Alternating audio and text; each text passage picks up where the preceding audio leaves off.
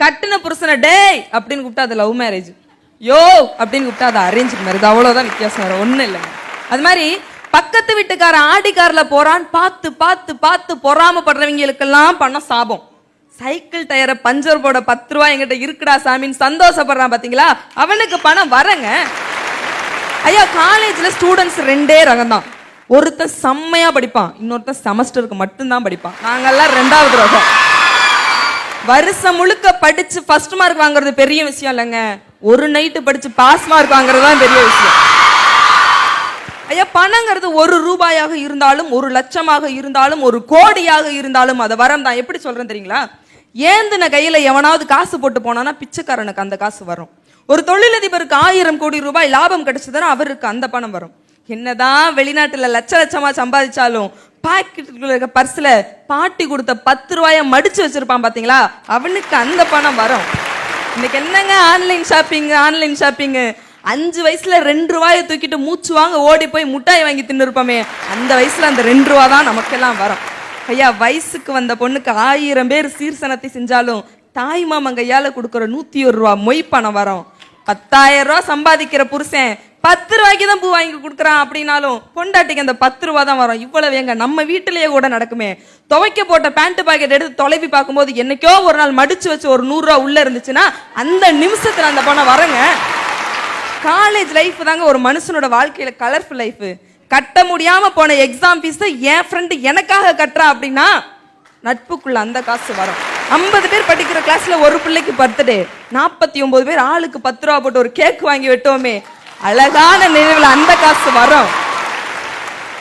அப்பா ஐவிக்கு டூர் போகணும்பா, காசு கொடுங்க அப்படிங்கும் போது அதெல்லாம் கொடுக்க முடியாது போன்னு சொல்லி கராரா சொன்ன அப்பா பஸ் படிக்கட்டில் கால் வைக்கும் போது நம்ம கேட்டதை விட ஒரு 100 ரூபாய் எடுத்து கையில அதிகமா கொடுப்பாரு. அப்பா பொண்ணு பாசத்துக்குள்ள அந்த பணம் வரங்க. இப்படி வாழ்க்கையோட எல்லா கட்டத்தையும் ஏதோ ஒரு பணம் சுவாரஸ்யமா மாத்துதே, அந்த பணத்தை தான் நாங்க வரன்னு சொல்லுவோம். கருவாடு கூடையில இருக்கும்போது வாசனை நல்லா இருக்காதுங்க, அதை குழம்பு வச்சு சாப்பிட்டு பாருங்க, அப்பதான் ருசி அல்லோ. எங்க பணமும் அப்படித்தான்.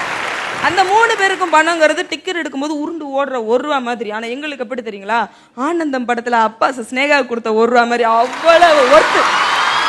உலகத்தின் முதல் ஆண் பெண் என்று சொல்லப்படுகிற ஆதாமும் ஏவாளும் எந்த நாட்டை சேர்ந்தவங்க நான் கண்டுபிடிச்சிருக்கேன். நல்லா யோசிச்சு பாருங்க. ஒதுங்கிறதுக்கு ஒரு கூரை இல்ல, உடுத்துறதுக்கு சரியான உடை இல்ல, 2 பேரோட பசிக்கும் சாப்பிடுறதுக்கு ஒரே ஒரு ஆப்பிள் தான் இருந்துச்சு. இருந்தாலும் தான் இருந்த இடத்தை சொர்க்கம் என்று நம்பினார்களே, அதனாலதான் சொல்றேன் ஆதாமும் ஏவாளும் இந்தியர்கள்னு. ஐயா, சின்ன சின்ன விஷயத்துல சந்தோஷத்தை கத்துக்கங்க. பெரிய பெரிய எதிர்பார்ப்புகளை எல்லாம் மனசுல விதைச்சுக்கிட்டு அதுல ஏமாறும் போது உங்களுக்கு பணம் சாபமா தெரியுது. எங்களை மாதிரி யதார்த்தத்தை புரிஞ்சுக்கிட்டு வாழ்ந்து பாருங்க, பணம் எப்போதும் வரும். ஐயா, நாங்களாம் யாரு தெரியுங்களா? ஸ்கூலு விட்டு வீட்டுக்கு வந்தோடனே போனை எடுத்து கேம் விளையாடுற 2K கிட்ஸ் இல்லைங்க. வீட்டுக்கே போகாம தெருவில் கேம் விளையாட்டு போன 90s கிட்ஸ். 90s கிட்ஸ் நல்லதை மட்டும்தான் பேசுவோம். ஐயா, பணத்தை சாபம் என்று சொல்வதற்கு அவர்களிடத்திலே 1000 காரணம் இருக்கு. ஆனா அந்த பணத்தை வரம் என்று சொல்வதற்கு ஆழமான ஒரு காரணம் எங்கிட்ட இருக்கு. நான் எங்க இருந்து வரேன் தெரியுங்களா?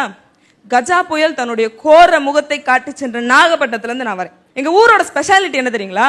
கனமழை வரும் அப்படின்னு சொல்லுவாங்க, அன்னைக்கு தான் சூரியன் சுல்லுன்னு சுட்டுட்டே இருக்கு. அது மாதிரி புயல் வருதுன்னு சொல்லும்போது வந்தா என்ன பண்ணிட போறது அப்படின்னு ஒரு அலட்சியம். அந்த நாளும் வந்துச்சு.